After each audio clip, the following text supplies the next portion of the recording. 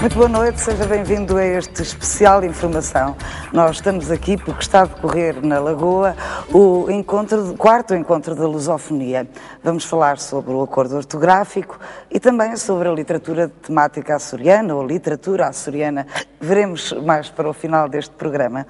Comigo tenho o Dr. Cris Cristelo, cidadão australiano, acabou-me ele de dizer, não quer dizer exatamente onde nasceu, porque se considera um cidadão australiano, não é? E com o direito de o escolher tem à sua responsabilidade a organização destes colóquios e desde sempre está ligado à lusofonia nas suas mais diferentes expressões espalhadas geograficamente desde Timor até ao Brasil. Deste meu outro lado tenho o professor Malaca Casteleiro, que é um linguista, licenciado em Filologia Românica em Lisboa e é o presidente da Academia das Ciências de... Não é? Presidente, não. O seu professor faz parte... Sou membro da Academia de Ciências de Lisboa. E também oficial da Ordem do Infante, portanto já fez pela nossa pátria alguma coisa que merece enfim, esta distinção.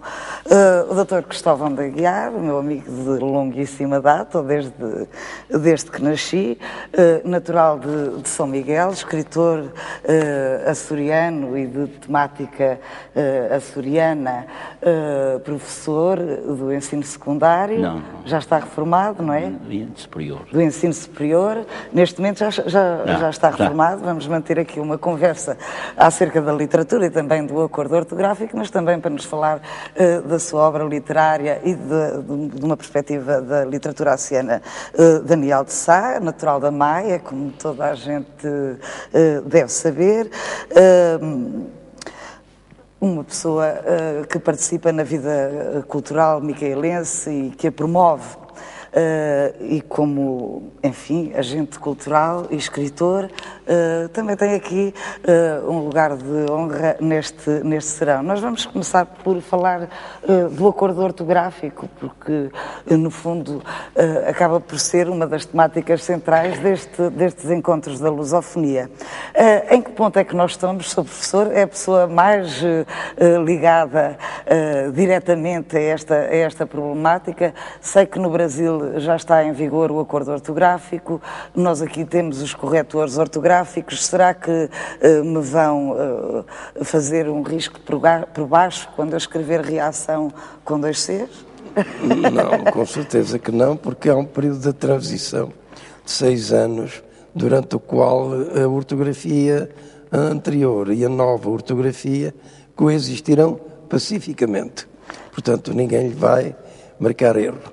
Mas ao nível do ensino e das escolas, naturalmente que é preciso ir introduzir o acordo ortográfico progressivamente. Mas, quer dizer, uma das notícias mais recentes que tive a oportunidade de ler é um certo desencontro entre o Ministério da Educação e o Ministério da Cultura, em que se vê que não existe uma grande possibilidade de se pôr em prática já todos os manuais para o próximo ano, que era o que deveria estar, e já a partir de meio deste ano, os manuais com o acordo ortográfico em vigor. Mas isso é também uma questão um pouco complicada, porque os manuais têm um período de vigência, que normalmente é de 6 anos, e, portanto, os manuais que estão ainda em pleno período de vigência precisam de algum tempo para se adaptarem, porque também não se quer que os editores tenham aí um prejuízo desnecessário, não é?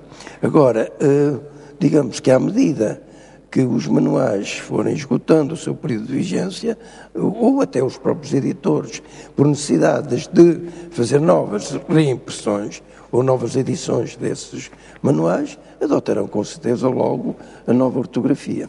Eu creio que esse desentendimento entre ministérios vai com certeza ser resolvido rapidamente, porque não é benéfico para a imagem do governo ter 2 ministérios no mesmo governo que não se entendem. tem que se entender, não é? Portanto, para a implementação... Este apenas é um pequeno desentendimento, porque este acordo ortográfico tem dado para fazer correr muita tinta e existe realmente até uma grande, enfim, parte dos intelectuais que afirmam a sua opinião contra o acordo ortográfico. O que é que este acordo tem que possa levar as pessoas a reagirem tão mal, algumas delas, e a chamarem criminoso? O acordo ortográfico faz correr muita tinta há quase 100 anos, não é? Porque foi em 1911 que se fez a primeira grande reforma ortográfica da língua portuguesa, e essa reforma foi feita em Portugal, à revelia do Brasil, que era outro grande país de língua portuguesa na altura. E agora temos devia ter havido um entendimento entre os dois países. Se tivesse havido esse entendimento, tinha havido uma ortografia comum, não havia mais correr de tinta, como não houve. E depois houve várias tentativas ao longo do século XX e chegámos agora à atualidade. E é desta que vai. Portanto, o Brasil já pôs o acordo ortográfico em vigor e Portugal também vai pôr. Tem que pôr, porque se não quiser perder o comboio, não é? O comboio da língua portuguesa. Quais são as alterações mais significativas? Então, são a queda das chamadas consoantes mudas. Essas que dão uma letra de uma música que eu ouvi agora aqui há pouco tempo, de uns miúdos de origem angolana, que diziam no refrão: é de fato um fato de grande impacto. É engraçado, mas retiram-se esses Cs. É de facto um fato de grande impacto. É o que vai ficar no novo acordo ortográfico. Fica. Tudo igual. Porque nós dizemos facto e não vamos tirar o C. Não vamos tirar o C. Também dizemos impacto, também não tiramos o C. Fato de vestir, vestuário, não tem C. Mas os brasileiros não dizem o C. Portanto, aí não há nenhuma alteração. É exatamente. Eu vou de facto vestir um fato de grande impacto. Isso fica tal e qual. Assim, tal e qual. É uma das coisas que as pessoas têm um certo receio, é que fica uma linguagem muito semelhante demais à linguagem, por exemplo, cabo-verdiana ou à linguagem brasileira, que muitas das pessoas acreditam que existe uma palavra que teve a sua origem histórica e que se consegue revelar a si própria pelo modo como está escrita. Não, mas a ortografia é comum. Nós integramos a palavra machimbombo, que se diz em Angola, por exemplo, em vez de autocarro, não é? E integramos-la na ortografia do português. E ônibus? Como os angolanos também a integraram na grafia do português. O que se passou realmente em Angola foi que muitas palavras que na grafia anterior se escreviam com C, ou com Q, por exemplo, Coanza, com CU, passaram com e capa. eles passaram a escrever com capa. Bom, como Coanza é nome de rio, nome próprio, podemos ver aí uma exceção e uma questão fácil de resolver. Mas já, por exemplo, na palavra maca, para significar rixa, discussão, não faz sentido escrevê-la com capa, porque, e dizem os nossos amigos angolanos, para distinguir de maca, transporte de doentes, não é? Ou de pessoas. Ora, nós temos na língua variadíssimas palavras homónimas, que têm a mesma grafia, a mesma pronúncia, mas significado diferente. E, portanto, esse é um caso semelhante, porque o contexto encarregar-se-á de distinguir quando é que maca significa rixa, discussão, e quando é que significa meio de transportar para transporte de doentes, não é? Existem mais alterações relativamente às palavras por aglutinação? No que diz respeito ao uso do hífen, porque as regras de uso do hífen, que atualmente nos governam, são à volta de 4 dezenas, e umas contradizem-se às outras, são extremamente difíceis de apreender e de utilizar de uma forma adequada. Então, nós, também para corresponder àquilo que gera a prática da linguagem científica e técnica, para dar um exemplo apenas, na linguagem dos médicos, microradiografia, escreve-se com 2 R's há muito tempo, sem hífen. Ora bem, então nós uniformizamos as regras de emprego do hífen, mas do hífen apenas na função que ele tem de morfolexical, aquilo que eu chamo morfolexical, para formar palavras derivadas por prefixação ou por composição. Portanto, só nesses casos é que houve alteração das regras. Como paraquedas fica sem hífen, tudo a mesma palavra, não é? Rutinar, portanto, paraquedas, paraquedista, portanto, mas, por exemplo, anti-ibérico é uma palavra que se escreverá com hífen, porque o primeiro elemento, o prefixo ou o pseudoprefixo, termina em i, e o segundo elemento começa por i, então aí são vogais idênticas, empregamos hífen. Micro-ondas passará a ter hífen, porque micro termina em o, ondas termina em o. Portanto, quando houver duas vogais semelhantes... Quando o prefixo ou pseudoprefixo termina em vogal e o segundo elemento começa pela mesma vogal, empregamos hífen, exceto com certos elementos de composição, de derivação, como descompor, correr, portanto, que já reescrever, que aí já são é tradicional a aglutinação, e não vamos realmente aí empregar o hífen. Depois a outra alteração tem que ver com a supressão de alguns acentos, em palavras, por exemplo, como heróico, estoico, é que têm portanto, o O aberto por natureza, o ditongo com timbre aberto. E nós não distinguimos em muitos casos. Por exemplo, a Assembleia e Ideia, por exemplo, têm o timbre da vogal aberta, mas cheia, sereia, têm fechada. E nós aí também não distinguimos. Então, porque acabamos de distinguir em heróico, por posição a toiro, por exemplo, que é fechado e que também não distinguimos, não vamos lá ser. Podemos vir a pronunciar como pronunciam os brasileiros, heroico? Não confundamos. A questão das alterações ortográficas não abrangem em nada, nem modificam em nada a pronúncia. Mas os brasileiros continuarão a pronunciar com o sotaque que lhes é próprio. Mas eu, se fosse uma estrangeira e se visse escrito a palavra linguiça, eu ia ler linguiça. Porque aprendeu mal, se tiver aprendido bem... Se eu tiver aprendido a história da palavra que não está lá impressa... Se eu tiver aprendido essa, já percebo linguiça. Mas quando nós aprendemos... No entanto, se ela tivesse o trema, seria mais fácil eu fazer essa leitura ou não? Nós dizemos frequente, olha, eu tenho alguns problemas, equestre ou equestre. Há gente que diz equestre, outros que dizem equestre.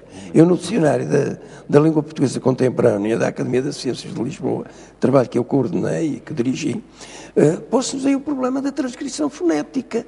E havia colaboradores meus que, nós até mais jovens, a tendência é para equestre. E eu aí pus-me e fiz uma larga sondagem e verifiquei que o que predominava na norma culta do português era a pronúncia equestre. E foi essa que foi registada no dicionário da Academia. No entanto, não temos lá trema.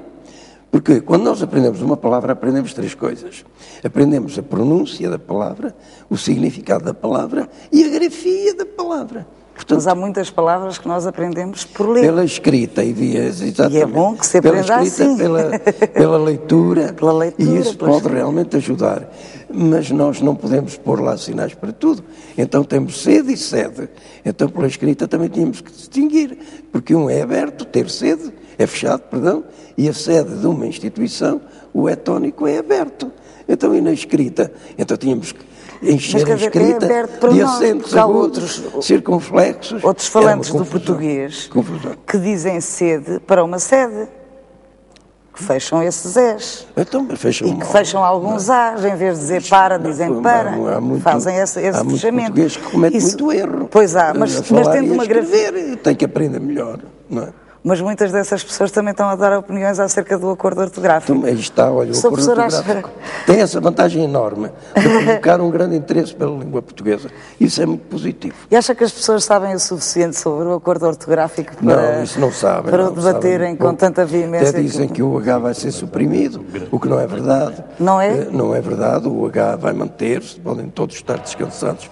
Vamos continuar a escrever úmido porque com confundem com alguma palavra, uma palavra ou outra, que no Brasil se escreve CH, úmido, por exemplo, mas que nós temos a prática de escrever com H e continuaremos a escrever com H. E homem também fica com H, não nos vai realmente roubar o H ao homem. Pois e como alguém pretendeu, se lhe tirasse o H, atingia-se a virilidade do homem. Não? Talvez sim. Parece que a virilidade está no H.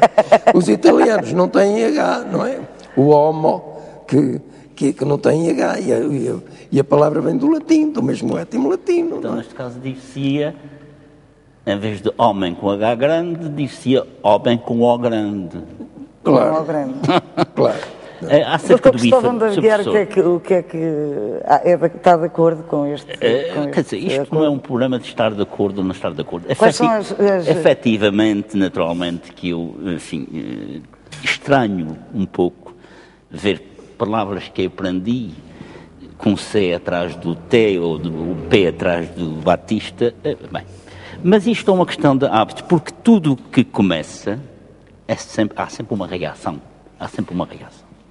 Mas claro que pode haver alguns equívocos neste acordo, porque nós aprendemos, como disse há pouco a Laura, aprendemos muitas palavras pela leitura. Por exemplo, a leitura, sequestro é uma palavra que não se diz, quer dizer, não é uma palavra comum, e até já conheço professores universitários que dizem sequestro, o que realmente está mal. Claro. Está muito mal. O Brasil, até agora, não cometia este erro. Porque tinha o trema. Nós tínhamos o trema também antigamente e tínhamos acento graves no geração. Sim, nós sim. tínhamos acento grave e agora toda a gente diz geração. É verdade. É uma tendência. E essa é uma tendência que é preciso combater, que é consequente da leitura. da língua. Para a vocalofagia, nós realmente somos vocalófagos. Não é verdade. Em vez de dizer, os nossos amigos brasileiros dizem os meninos. Nós dizemos os meninos. Comemos, fica a vogal tónica, as outras comemos. Exato. Foi o professor Hernani Cidade, que com certeza conheceram de nome, até talvez pessoalmente. Hernani Cidade, que passou os últimos anos de vida a combater contra a vocalofagia dos portugueses. Vocalófagos, comem as vogais átonas. O que torna o português europeu mais afastado do português clássico, mais afastado do português do Brasil, mais difícil de aprender por estrangeiros, mais difícil de compreender por espanhóis e mais difícil de compreender por brasileiros. Segundo a sua expressão, posso acreditar que o seu professor defende que o português que se fala nos países de expressão portuguesa e não no retângulo peninsular português, será um português mais próximo do português clássico. Olha, o português do Brasil é um português mais próximo largamente do português dos Açores. No decorrer deste colóquio, que o português do Brasil é mais próximo do português do século XVI. Não é? Portanto, e foi nos Açores? O português levado para o Brasil. É a mesma coisa. Se calhar essa também época... aqui há, como até em certa medida nos países africanos, também há vogais átonas que são pronunciadas mais abertas, um pouco à semelhança do Brasil, em Cabo Verde. Nós dizemos pequeno. Do que aqui. Nos Açores diz-se pequeno. Mais pequeno. Em qualquer ilha. Se apanha um lugar onde se diz eu agora, pequeno. ao jantar, realmente o empregado dizia, quem quer melão dizem os brasileiros, não é? Mas ele disse isso exatamente para que toda a gente compreendesse. Porque ele abria a boca e ninguém entendia o que ele estava a dizer. E ele então imitou muitíssimo bem a pronúncia brasileira. Toda a gente entendeu, inclusivamente os portugueses. Eu lembro que tinha uma avó que dizia chocolate. Chocolate. Portanto, que normalmente o português comum não diz chocolate, diz chocolate, não é? Portanto, temos... E aqui em São Miguel dizia-se escolate. Escolate. Como store dizia-se store, agora já se diz também store no continente. Mas acerca do hífen, Sr. Professor, eu gostaria de dizer que na linguagem botânica, erva doce, erva cidreira, tudo isso leva hífen. Leva hífen. Exato. Portanto, na linguagem da flora, da fauna, que é uma linguagem técnica, aí não houve praticamente alteração, porque essas palavras já se escreviam com hífen e continuar-se-ão a escrever com hífen. Por exemplo, a palavra bicos de papagaio, quando significa uma planta, leva hífen. Leva hífen. E quando significa a doença de bicos de papagaio, não leva hífen. Não leva. Portanto, não leva porque as locuções, como também já foi demonstrado ao longo do colóquio, as locuções, de qualquer tipo que elas sejam, não levam hífen, não é? O hífen mantém-se sempre, por exemplo, na bem-aventurado, bem-vindo, mantém-se sempre. Claro. Embora no benfeitor, nós temos benfeitor com N, não é verdade? É benfeitor. Benfeitoria. Exatamente, essa Temos palavra. com N. E eles queriam adaptar uma outra palavra que se escrevia com hífen, com N, já não sei qual é, não me lembro, e eu gostava de perguntar ao seu professor se realmente a palavra para se tem acento ou se é opcional. Para como verbo. Parar. Como verbo. Bom, aí o acordo estabelece que perde o acento. Porquê? Porque nós temos, por exemplo, o acento em pelo, na segunda ortografia ainda atual. Pelo para distinguir de pelou. Contração da preposição por com o artigo o, pelou. Ora, o contexto é totalmente diferente, em que se emprega pelo, os pelos, que é substantivo, e pelou, que é, portanto, uma contração de uma preposição com um artigo. E também ora bem, existe o pera também deve ter acento, nome de fruto, para distinguir de pera, que é uma forma arcaica da preposição perla. Não faz nenhum sentido. E o polo também fica com acento. Nenhum sentido manterem os acentos.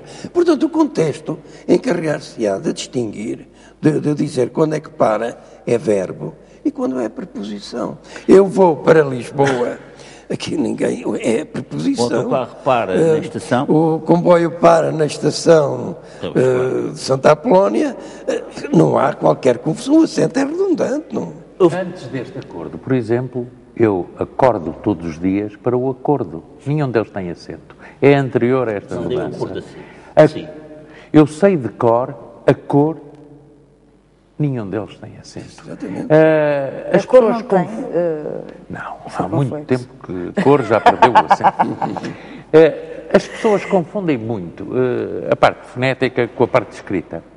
Nós temos em Portugal, no Brasil, o Brasil mais ainda que em Portugal, uma variedade tão grande de falares, de dialetais, de regionalismos, que, por exemplo, se fôssemos a fazer aquilo que os opositores do acordo nos acusam, nós teríamos que passar a escrever Porto e teríamos que passar a escrever LJ Boa, Lisboa, porque em Lisboa diz-se Lisboa, LJ, e nós não escrevemos Lisboa, nem escrevemos Porto. Portanto, as pessoas podem continuar a dizer Porto e podem dizer Lisboa, mas vamos continuar, temos uma norma para escrever, podemos continuar a dizê-la como temos dito até agora. Ninguém alterou essa parte da nossa identidade. Não perdemos o H do homem.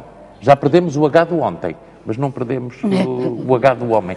Portanto, tenta-se confundir, há uma desinformação terrível. Eu tenho que admitir que a campanha contra o acordo ortográfico foi magistral. Dominou totalmente a comunicação social, utilizaram-se de todos os meios e foi ótimo. Os factos circulam na internet, não têm as versões dos factos e dos pactos, que estão totalmente incorretas. Eu só queria adentrar uma coisa. Os Açores neste momento são pioneiros.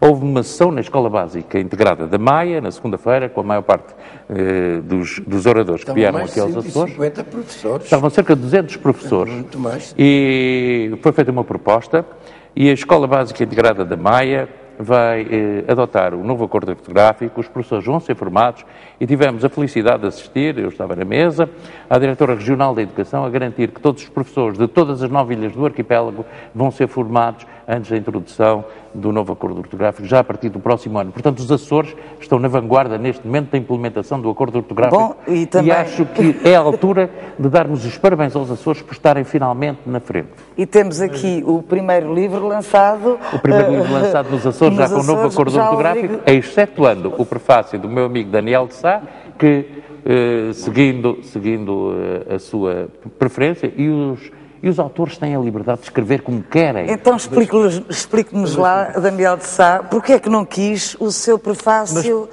ao abrigo do acordo? Faça o favor. Mais do que uma observação, uma pergunta, talvez ao professor Malaca Casteleiro e aos outros amigos que estão aqui. Eu acho que há que distinguir as alterações que vão acontecer no português, que repetem o português antigo para não tinha acento. Passou a ter depois do acordo de alteração de 11. Isso, pronto, volta-se ao que era o português dos grandes clássicos, digamos assim. Já o português, que depende do latim, porque a acentuação, em nenhuma palavra, a acentuação depende da acentuação fonética do latim, mas não a acentuação gráfica em latim. Não é? Portanto, aí, o que é que se mantém como memória do latim é que me custa, como disse o Cristóvão, efetivamente custa-me perder isso. Pois, é isso Por que outro lado, efetivamente custa-me. Acredito que sou capaz de me habituar, mas, por outro lado, aquilo que eu digo, o sotaque da grafia, eu gostaria que se mantivesse, porque realmente leio em português de Portugal e em português do Brasil desde criança, e nunca confundi, e acho que a capacidade intelectual acho que está relacionada com a própria característica da língua. Porque é que os grandes filósofos alemães, há uma estrutura na língua que também ajuda a estruturar e a desenvolver o pensamento. Nós temos dificuldade... Há filósofos alemães que defendem isso. Não, mas... que a língua seria... Não tem nada a ver com isso, nem afeta essa capacidade de desenvolvimento intelectual através do estudo da língua, de modo nenhum. Porque, digamos, a palavra, por exemplo, há palavras que efetivamente vieram do latim e que já perderam consoantes. Fructo, já se escreveu com C. Mas tem aquele U acentuado Victória, porque teve que é C. etimológico. Ora, ninguém será... Quem conhece latim e conhece português relaciona sem qualquer problema a palavra vitória com o seu étimo latino, victoria, ou relaciona fruto, escrevemos sem C, com fructo do latim, sem qualquer nenhum problema. Mas para mim torna-se um pouco... Digamos, o facto de se apagarem umas consoantes mudas não prejudica em nada a ligação ao latim. Então nós já temos tantas que se perderam. E mesmo quando comparamos com as outras línguas românicas, há diferenças. No espanhol mantém-se consoante, em português há palavras que já não se mantêm, o francês a mesma coisa, por aí adiante. Portanto, são meros acessórios da ortografia que se perde. Agora eu queria esclarecer uma coisa. Realmente, se nós olharmos só para nós, internamente, para cada um dos países de língua portuguesa, cada um podia ter a sua própria ortografia. Agora, nós temos instituições comuns aos diferentes países de língua portuguesa. A comunidade dos países de língua portuguesa, por exemplo, que têm reuniões, que têm produções textuais. Ora bem, tem acontecido em reuniões da CPLP haver 2 relatórios da reunião. Um com ortografia própria de Portugal e dos países africanos e Timor, aquilo que eu chamo a grafia luso-afro-asiática, e por outro lado um outro relatório, uma outra ata, um outro texto com a grafia brasileira. Isto do ponto de vista da interligação entre os diferentes países não é salutar. E também não é do ponto de vista do exterior, porque um tradutor... E o Dr. Cris Cristelo pode muito bem falar sobre este domínio. Quando um tradutor, numa instituição internacional, que tem o português como língua de trabalho e tem que traduzir um texto do inglês ou do francês para português, qual é a ortografia que vai utilizar? Se calhar, na perspectiva do público a atingir com a tradução, vai escolher a brasileira, que tem quase 200 milhões, não será a portuguesa, não é? Porque no conjunto dos outros países... Mas, no entanto, acabou por ser um pouco isso que foi feito com o acordo, porque os brasileiros modificam 0, qualquer coisa por cento do léxico em virtude do acordo e os portugueses Laura, modificam muito mais, não é? Permite-me intervir aí com um exemplo que já foi dado neste colóquio. Eu fui dos primeiros utilizadores do novo corretor ortográfico, com esse livro já pronto a ser impresso. O livro tem 500 páginas, aproximadamente, e são 400 alterações. Simultaneamente, eu utilizei o mesmo corretor ortográfico, porque não tinha tempo para manualmente fazer a correção, das atas deste colóquio, que são à volta de 300 e poucas páginas. Textos da Galiza, do Brasil, de Portugal, de Itália, da Bélgica, da Eslovénia, e não sei se me está a faltar mais algum país. Portanto, várias grafias, tudo a mesma língua. O curioso foi que o corretor ortográfico entrava em crise porque, embora teoricamente, 0,5 das palavras brasileiras sejam alteradas, eu tive que modificar muito mais nos textos brasileiros do que nos textos portugueses. Porquê? Porque esses 0,5 são muito mais frequentes que os 1, tantos dos frequentes portugueses. Ou seja, a utilização, a frequência da palavra dos 0,5 brasileiros, estou a tomar por consideração 300 páginas de datas, sem ser. São muito mais frequentes as correções nos textos dos colegas que escreviam com a grafia brasileira, como, por exemplo, os galegos já adotaram a nova ortografia ainda antes dos portugueses, mas são muito mais frequentes as alterações nos textos brasileiros do que nos textos portugueses. Portanto, é uma falácia dizermos que 1,5 altera imenso. Não, porque os brasileiros vão ter muito mais problemas com a frequência das palavras do que os portugueses. Custa-me, como eu dizia há bocado ao Cristóvão de Aguiar, ele é com o ótimo, falta-lhe o P, eu é com o perentório. Mas eu li... E ótica também perde. Também perde. Mas eu li Júlio Verne com 10 anos, na edição original, com ele e ela, com 2 L's, com os Z's todos em vez do S. Não me afetou o meu desenvolvimento emocional, antes, pelo contrário, deu-me uma abertura muito grande. De ler os grandes clássicos podem ser lidos, conforme foi provado pelo professor Carlos Reis neste colóquio, os grandes clássicos, lado a lado, a versão do Essa, contemporâneo e original, qualquer pessoa lê. Portanto, agora, temos que admitir uma coisa. Qualquer pessoa, em qualquer país, qualquer que seja a sua nacionalidade, é avesso à mudança, faz parte da natureza humana. Tudo aquilo que nós temos que mudar afeta-nos e nós não gostamos da mudança. Bom, a vida é composta de mudança, disse o Luís de Camões, numa altura em que se afirmava o português clássico e que me causa uma certa impressão. É o seguinte, se no português clássico se afirma uma construção das palavras através das regras mais puras, as regras vindas do latim, e se nós somos todos herdeiros deste português clássico que foi o português da expansão, o que é que se vai alterar daquele património que foi construído fora de portas, falando assim, e que cria diferentes comunidades linguísticas também? Porque apesar da diferença ser pequena, também as criou. Não, comunidades culturais, não ou culturais.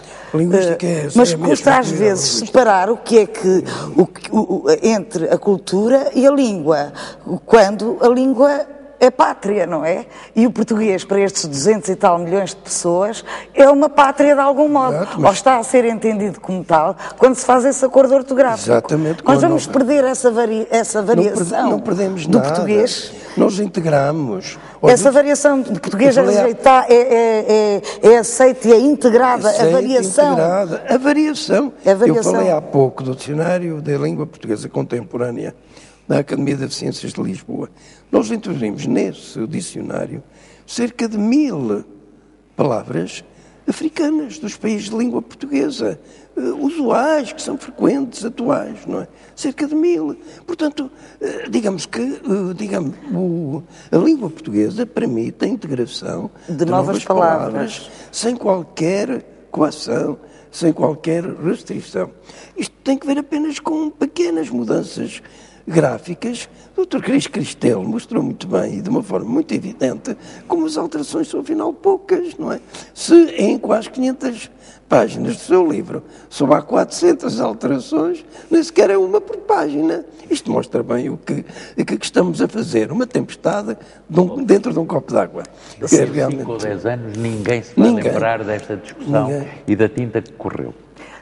Daniel de Sá é escritor, é açoriano, trata a língua de que os portugueses dos Açores, os açorianos, foram construindo de algum modo e fazendo referências a universos que nós estamos constantemente ligados. Acha que a sua forma de expressão será de algum modo afetada?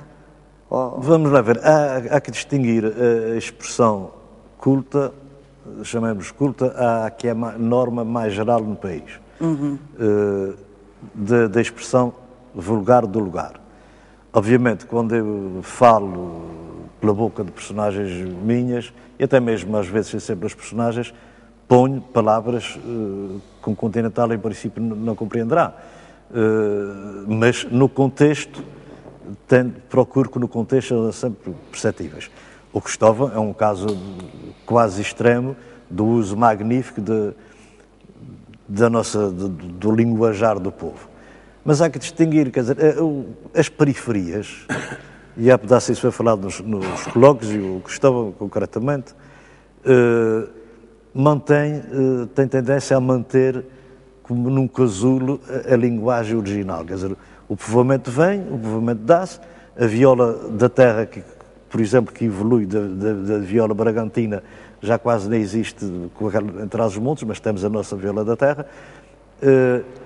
Mas, ao mesmo tempo, há outra coisa, é que a fronteira preserva o núcleo essencial da língua que foi transportado com quem povoa, mas, ao mesmo tempo, como é fronteira, importa dos mais próximos. E nós somos... Especifica. Exatamente, e nós somos importadores, por excelência, de palavras do Novo Mundo e do Novíssimo Mundo. O nosso povo tem nós trazemos maracujá e ananás e uma série de outras. Muito bem, continuarão a dizer. E a comer. Mas acha que isso é suficiente para que se possa dizer que existe uma literatura açoriana? Não. Isso... Olá, eu costumo fazer a seguinte pergunta, quando pergunto se é uma literatura açoriana. O que é que a Laura pretende perguntar quando diz a palavra literatura? O que é que quer significar? Se não é óbvio, é porque talvez não exista. Não, se não é óbvio, a pergunta, a palavra, porque literatura, temos o excesso, o limite borgiano da literatura universal, a Biblioteca Universal, e podemos ter o paroquial, que não passa de uma expressão absolutamente local. Uma literatura, se falar, há escritores açorianos, felizmente há, e bons. Portanto, nesse sentido, o conjunto da obra dos escritores açorianos será a literatura açoriana. Se for pela temática, se for pelo sentimento, eu acho que estava a fazer parte da tribo. Tinha 2 ou 3 livros que poderiam estar integrados. O Cristóvão também tem livros que fazem parte da literatura açoriana sob esse ponto de vista de temática. De maneira que aí tínhamos que discutir primeiro o que é que se quer dizer com literatura, e então depois o adjetivo a gente vai discutiria se há ou não. Portanto, acha que se a literatura for erudita, não será açoriana? Não, não se trata de literatura. Há muita confusão. Não. Ou de linguagem erudita nunca poderá ser... A linguagem erudita é perigosa, porque a linguagem erudita fecha a leitura a muita gente. Nós temos escritores, e isso é um dos males da cultura portuguesa. Porque é que há escritores que escrevem só para 2% das pessoas entenderem e são os dos mais falados, dos mais premiados? Porque os críticos gostam de premiar coisas complicadas. E depois há uma zona dos escritores médios, chamemos-lhe assim, pelo menos em termos de projeção. E depois há os escritores inferiores, mas rigorosamente em termos de qualidade de história, em termos de enredo, quando se trata em termos de escrita literária, de capacidade de usar a língua. Escritores absolutamente menores que vendem talvez muito mais do que os tais que escrevem só para 2%. Pronto, falta-nos a boa qualidade. Por exemplo, de um Trindade Coelho, que escrevia para toda a gente entender. Falta-nos esse tipo de literatura. Em muitos casos, a literatura, digamos, média, mas que é de... Porque, vamos lá, já falei no Jorge Luís Borges. Quem escrevia com mais simplicidade que o Jorge Luís Borges? Mas quando ele queria, escrevia, por exemplo, livros como ficções, para uma elite. Não é? E, de maneira que há que distinguir isso, quer dizer, não confundir literatura erudita com a literatura que usa palavras, sei lá, o palimpsesto, peremptório, coisa do género. Não? Peremptório é uma palavra muito cara. Eu peço desculpa, mas eu gostava de meter um pouco a foice alheia. Sendo eu linguista e não crítico literário. Eu até, em vez de crítico literário, preferia analista literário. É mais crítico simpático. É sempre um bocado negativo. Tem sempre. Está a deitar abaixo. Ora bem, eu creio que tem na expressão literatura açoriana, o que tem que se estudar é a relação entre a literatura e Açores. E temos que ver a matriz cultural. Será que há uma matriz cultural açoriana e que essa matriz cultural se reflete na literatura produzida por escritores açorianos, no que respeita à substância e não tanto à forma? Não tanto às palavras, porque as palavras, naturalmente, que há de haver palavras específicas desta região e que, naturalmente, aparecem nessa literatura, mas tem que ser em relação à substância, às personagens, à temática, aos costumes, aos hábitos característicos de uma cultura de base açoriana que estarão presentes nessa literatura. Se estiverem, e eu creio que estão, justifica-se a literatura açoriana como uma especificidade própria de uma literatura, que não é de uma pessoa só, mas é de um conjunto já vasto de escritores, não é? Mas o porque Gustavo não defende uma andorinha não faz a primavera. Mas, por exemplo, Miguel Torga fala de Trás-os-Montes, agora para dar uma imagem.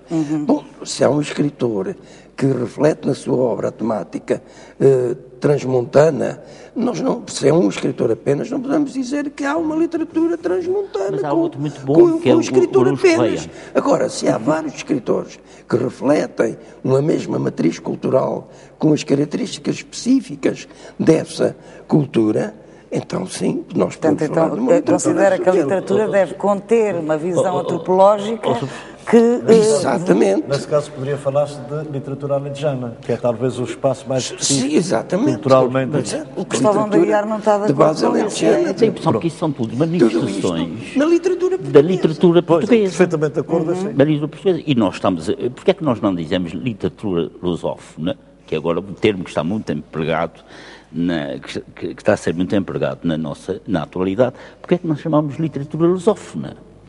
E deixarmos de literatura açoriana ou literatura madeirense. Por acaso nunca ninguém fala na literatura madeirense, se calhar nem existe, né? Embora o Herbert Helder, que seja um dos maiores poetas portugueses da atualidade, seja natural da Madeira, ele não reflete de modo nenhum, nos seus versos que são muito bons, não reflete a realidade madeirense. Mas o Cristóvão reflete a realidade açoriana e não se assume como um escritor eu reflito a realidade e o vocabulário açoriano, porque esse vocabulário veio para aqui com as caravelas. E veio para aqui e foi, não digo que foi modificado, foi adaptado às circunstâncias e realmente o nosso vocabulário, posso dizer ao Daniel de Sá, que o nosso vocabulário é culto, porque ninguém o entende no continente. Porquê é que não o entende no continente? Porque não tem esta cultura. Não. É porque as palavras aqui mantiveram-se guardadas, digamos assim, e no continente elas tiveram uma evolução, como toda a língua tem uma evolução, em contacto com outras culturas, nós aqui não, nós aqui durante séculos estávamos fechados. Atualmente, realmente, já estamos com a televisão, com a rádio, com a internet, com as ligações rápidas daqui para o continente. Há pessoas que vão passar o fim de semana no continente fazer compras e vêm no mesmo dia.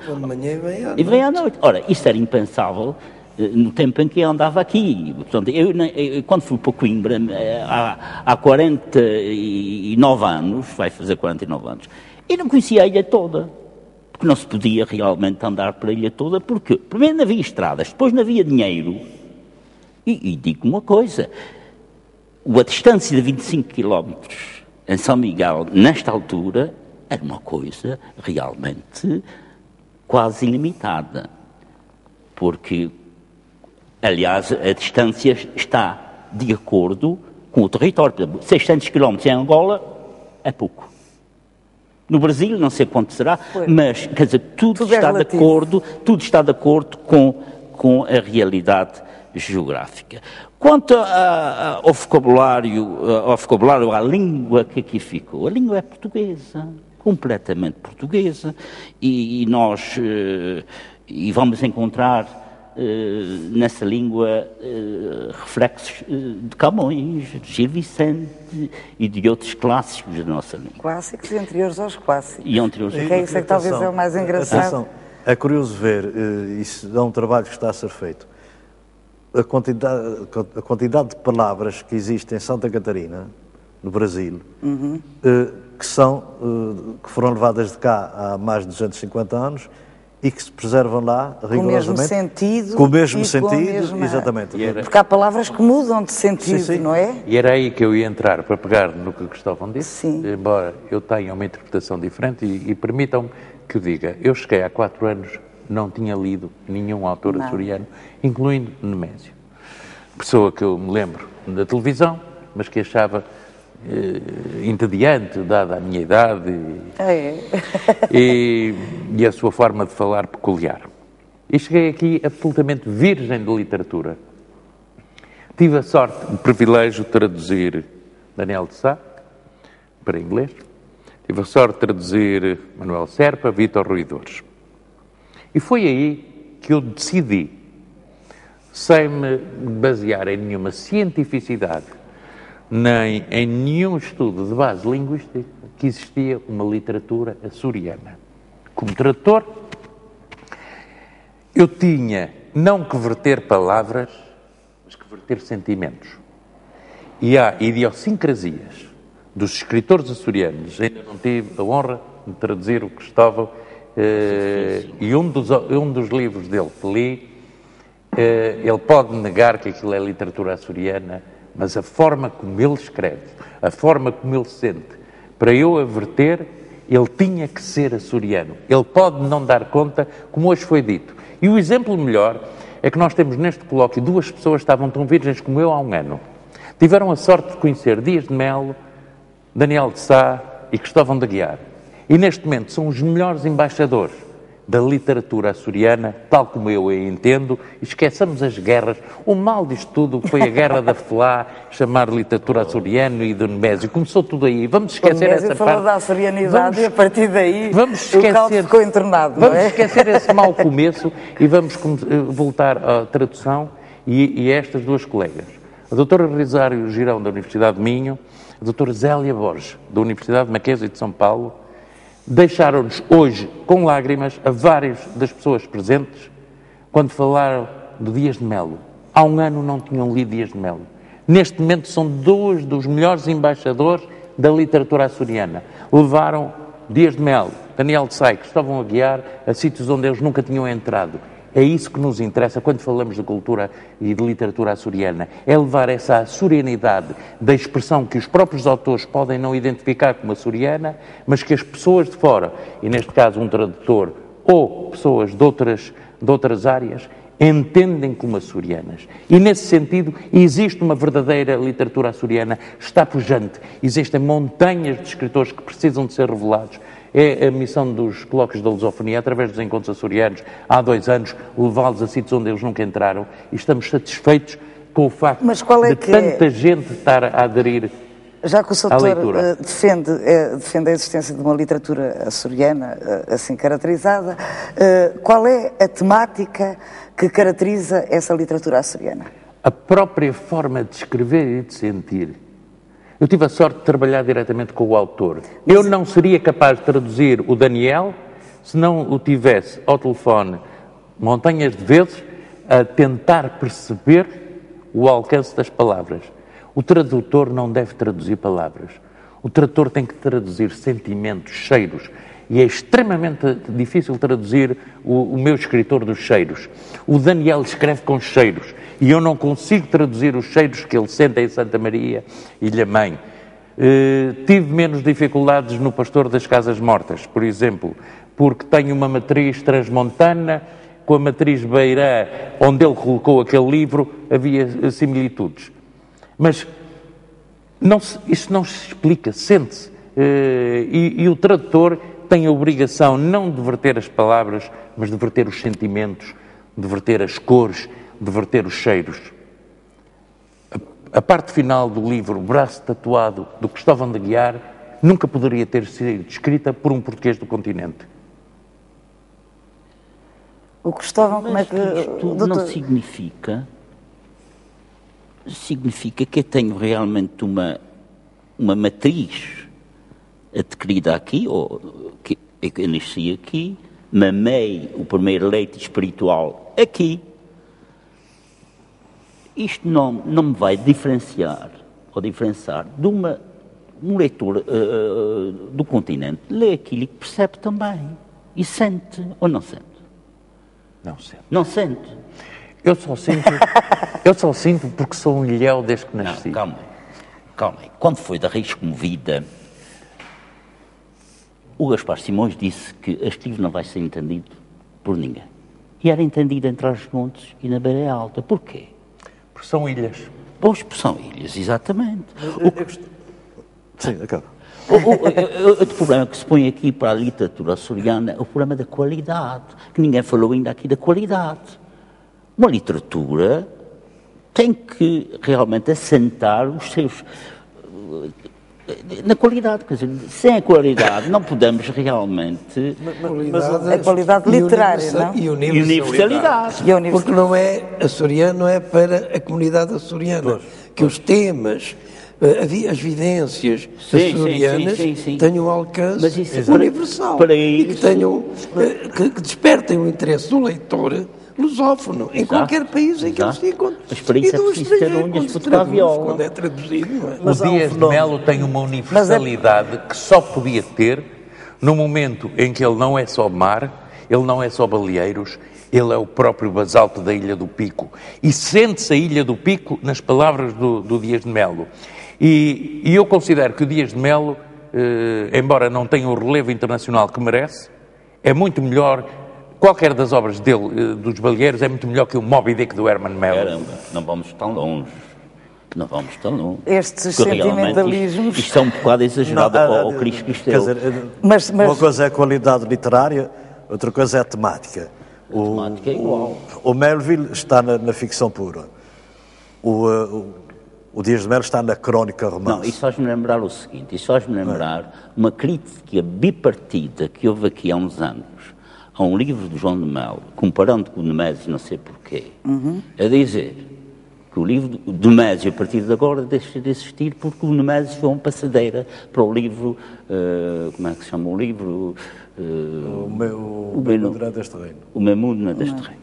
Bom, foi um exagero. Foi. Foi um grande exagero. Foi porque não tem... E eu fui a única pessoa que realmente me surgi e fui para os jornais a dizer... Inclusive, disseram nesta crítica que o livro de João de Melo era superior ao Apocalipse de São João. Quer dizer, isso não cabe na cabeça de ninguém. Não, eu uma vez disse isso ao nosso amigo Dias de Melo, fazendo lembrar uma cena do pugilista americano, Rocky Marciano, que quando venceu o Joe Louis, que era o seu ídolo de infância, voltou-lhe as costas, quando ele estava posto no chão por nocaute, para usar o termo técnico de boxe, e criticaram-no por ter voltado as costas ao adversário vencido. E ele tinha voltado as costas para não o verem chorar, porque não conseguia ver o seu adversário, o seu ídolo de infância no chão. Eu disse um dia ao Dias de Melo, felizmente nós, que escrevemos, não temos necessidade de passar por cima de ninguém, nem de vencer a ninguém. Tu continuas a ter o teu lugar, e se tiver um lugarinho, também eu tenho, não ocupo parte do teu, não ocupas do meu, não ocupo o lugar do Cristóvão, nem nada. Portanto, não há realmente... Um livro não deixa de valer para aparecer outro. O Camões não deixou de ser Camões por ter aparecido o Fernando Pessoa. Nem o Fernando Pessoa deixa de ser Fernando Pessoa por ter aparecido, sei lá, o José Gomes Ferreira, qualquer outra legião, o Herberto Welders, seja quem for, a Jane, não preciso dizer mais nomes. Portanto, a literatura mantém-se. A diversidade acaba por fazer a riqueza o mosaico é por fazer a riqueza da literatura. Também na língua, a diversidade na língua e enfim, nestas identidades que nós estamos a tentar ver se existem, também se fazem dessas especificidades comunitárias e, portanto, não quer dizer que, pelo simples facto de ser local, que perca a universalidade ou a... O Tolstói já dizia isso. Não é? Portanto... o Tolstói dizia isso. Neste caso, a literatura escrita em Lisboa é universal. Não é? Não. Claro, Também é local. Quer dizer, pode ser local ou pode ser universal. Ou pode não ser. Por exemplo, o Miguel Torga tem uma frase célebre, que toda a gente repete, que o universal é o local. Sem paredes.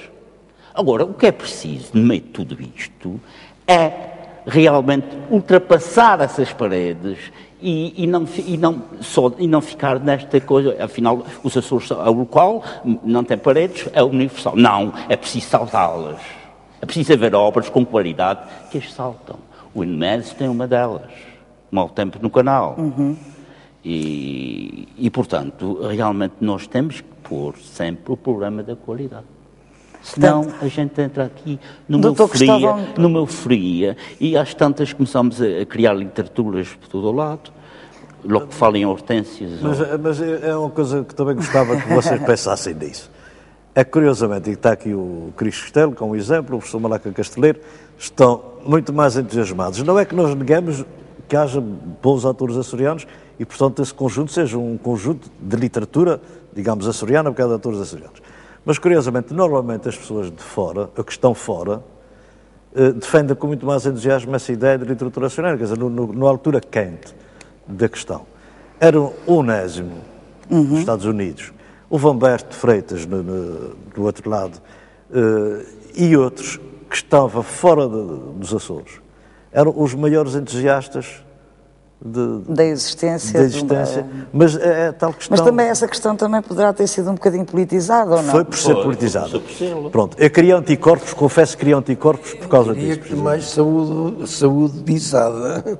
É a saúde, através da saudade, porque são pessoas daqui e que, entretanto, vivem longe, no exterior, têm uma tendência para acentuar através da nostalgia, da saudade. O professor tocou num ponto-chave. E o ponto-chave é este, é que eu não acredito que Nemésio ou que João de Melo tivessem escrito os seus livros se vivessem aqui. A distância faz com que a pessoa veja tudo no seu conjunto. A floresta no seu conjunto e não a árvore que não deixa ver a floresta. E temos o próprio Torga também saiu de Trás-os-Montes para ser transmontano. A respeito da tua maravilhosa raiz comovida. Eu vou conterrânea tua, que achou que estavas a fazer, e era uma pessoa com curso médio, achou que estavas a ofender o povo de Pico da Pedra. Eu já ofendi muita gente. Aliás, e tu recebeste, quer dizer, isso é o desconhecimento absoluto Não, a maior ofensa que eu recebi não foi dessas pessoas, até porque as pessoas da minha terra me chamam mentiroso, que é realmente, digamos, a maior glória que um ficcionista pode ter. Dizer que é mentiroso. Realmente o ficcionista mente para que a realidade seja mais verdadeira. Mas o problema não é esse. Eu apanhei, a maior desanda que eu apanhei foi de um crítico literário aqui desses de São Miguel, agora não vale a pena dizer o nome, que realmente me deu uma tunda tão grande que deu-me a ideia que ele não percebeu nada daquilo que escreveu, ou daquilo que escreveu, ou daquilo que leu. Porque aquilo realmente era de uma ferocidade e que estava a ofender os imigrantes. Eu tinha os meus pais imigrantes, tive avós imigrantes, tive tios imigrantes, tive filhos imigrantes. Como é que eu, num livro, ia ofender os imigrantes? As pessoas confundem a crítica que nós podemos fazer a um determinado tipo de vida de imigrante, um determinado tipo de mentalidade, porque, ao fim e ao cabo, há muitos imigrantes que vão daqui e que têm a mentalidade das pessoas que os obrigaram a sair daqui. Dos patrões. Cristóvão, no entanto, se for alguém da imigração a escrever, como há belíssimos escritos, a criticar os defeitos dos imigrantes, é bem aceito porque é um deles. Pois, está bem. Portanto, aí acaba por se ver que existe sempre, enfim, a língua e tal, a servir como arma de arremesso para criar os pequenos, pequenos bairrozinhos. Porque, por exemplo, se o Cristóvão escrever sobre a Maia, obviamente que eu não me arrepiava, até gostava muito que ele entrasse no universo pequenino da Maia, mas com certeza que ia ser mal aceito. Agora vê um tipo de Pico da Pedra falar mal da Maia. Portanto, são questões de legitimidade identitária que se põem muitas vezes é isso. Quando um indivíduo pretende entrar na escrita acerca das comunidades pequenas. Tenho a impressão que todos os escritores, sem exceção, têm tido problemas ou tiveram problemas com os livros na comunidade onde viviam, onde nasceram, tiveram problemas com as pessoas que os conheceram. Isso não há dúvida absolutamente nenhuma, porque as pessoas dizem, este é fulano tal, aquele é fulano tal, ele está a falar mal daquele, este não casou com aquela, mas casou com outra, enfim, está a mentir. Toda a gente teve esses problemas, desde o Hemingway até o Miguel Torga, que reflete isso muitíssimo bem na sua criação de mundo, que havia um irmão de uma rapariga que o irmão julgava que ele estava realmente a conquistá-la ou coisa assim, no género, andava de pistola atrás dele para matar, de maneira que isto realmente... Aquela gente traz os montes também é muito aguerrida. Não, mas é por isso é que muitos escritores utilizam pseudónimos. Exato. Para fugirem. O Miguel Torga também utilizou. O Miguel Torga é um deles. E o Cristóvão da Guiar também, não foi? Quando começou a escrever, não foi? Não, é isso. Sempre escreveu? Ou foi o Daniel de Sá? Eu escrevi como pseudónimo nos jornais. Escrevi até perto de 25 de Abril como pseudónimo, mas estudava... Mas porque era por causa da censura? Ou... Não, porque a censura sabia quem era. Era uma questão, gostava do nome e além disso, como eu era professor e tinha de ir à televisão para escrever. E nunca tive paciência para fazer isso. Então, quando me chamava a atenção, quem devia pedir autorização, isto é um pseudónimo, ninguém sabe quem é. De maneira também foi a maneira de fugir àquela obrigação do tempo de que nós, professores, tínhamos de ter autorização do Ministério da Educação para escrever nos jornais. Pois eu também tenho algumas pressões do tempo, porque este está mesmo a acabar. Não sei se há alguém aqui que queira dar mais uma chega, mesmo antes de fecharmos. Houve uma altura nos Açores, houve aqui uma altura em que havia uma fúria classificativa dos escritores. Houve um escritor muito importante desta terra que escreveu esta coisa maravilhosa, que está escrita e publicada no livro. E Manuel Félix poderia ser o maior poeta vivo da nossa terra, se tivesse escrito, pelo menos, o dobro do que escreveu. Eu não digo o nome, porque realmente iam ficar todos. Eu dou por encerrada este serão tão agradável. Agradeço imenso a cada um de vós. Vamos talvez continuar a seguir ao programa terminar. Agradeço a cada um de vós a disponibilidade que mostrou e o contributo essencial para que este programa tivesse sido tão agradável. Para si, senhor telespectador, espero ter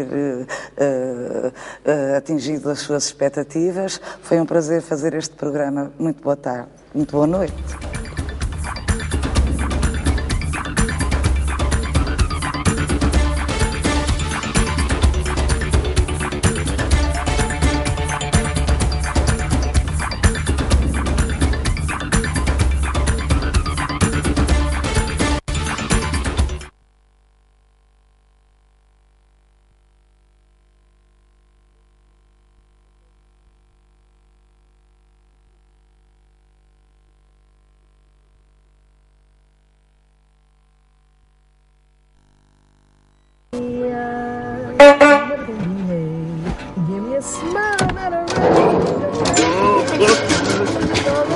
It's moving! Well, it is a car. Turn me your sleigh. Come on, baby, let me do anything that you want to. Anything, baby, let me just do next to you. Am I insane, or do I really see heaven in you? Did you know that everyone's style, anytime, no matter who you are, flip the beat, you're switching it up, yeah. It's your time.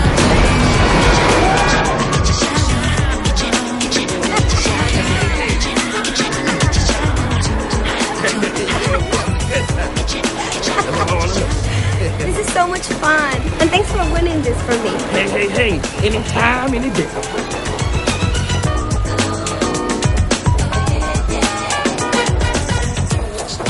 These have been two of the greatest days of my life. How come Fat Albert and Rudy have girls and I just have you?